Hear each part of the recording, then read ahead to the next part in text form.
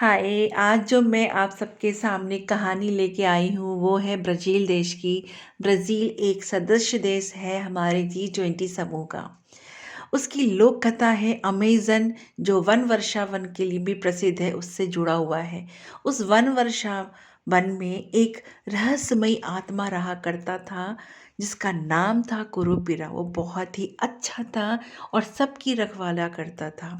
उस जंगल में रहने वाले जितने भी पशु पक्षी जानवर थे, वो उन सब के लिए बहुत अच्छा सोचता, उनके पर नज़र रखता, ताकि कोई उनका बुरा ना कर सके।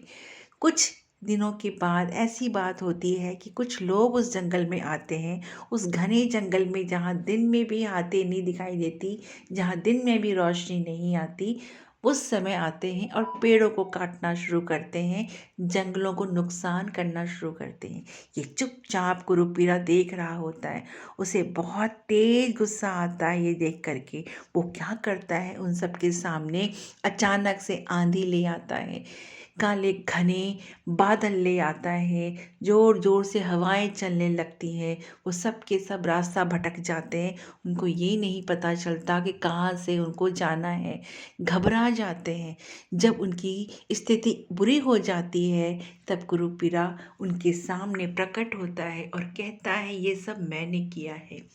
तुम सब जो मिल करके जंगल का नुकसान करने आए थे, उसकी ये सजा है तुम्हें। बेचारे घबरा जाते हैं और घबरा करके पूछते हैं कि तुम कौन हो। तो कुरूपीरा कहता है कि मेरा नाम कुरूपीरा है और मैं इस जंगल में रहता हूँ, और मेरे बाल जो है, जो आग की तरह हमेशा ऊपर की तरफ जलते रहते हैं, और मेरे दोनों पैर उल्टे हैं। मैं उल्टे पैर भी चल सकता हूँ, उड़ भी सकता हूँ, आगे भी चल सकता हूँ। ये सुन कर के सारे लोग घबरा जाते हैं और माफ़ी मांगते हैं, कहते हैं कि दोबारा से मैं ऐसी गलती नहीं करूँगा। तब कुरूपीरा कहता है कि ठीक है, ये जब मैं सुन रहा हूँ तुम्हारी बातें, तो मैं तुम्हें माफ़ करता हूँ, और आगे से तुम्हारे साथ ऐसा कोई नुकसान नहीं होगा, और तुम कोई पेड़ काटोगी भी नहीं। इस जंगल में जैसे मैं रखवाला हूँ, वैसे तुम सभी इस जंगल की रखवाला बनोगे। वो लोग फ़ौरन मान जाते हैं, उनकी जान बच जाती है, और वापस उनको रास्ता मिल जाता है जंगल में अपने घर जाने का।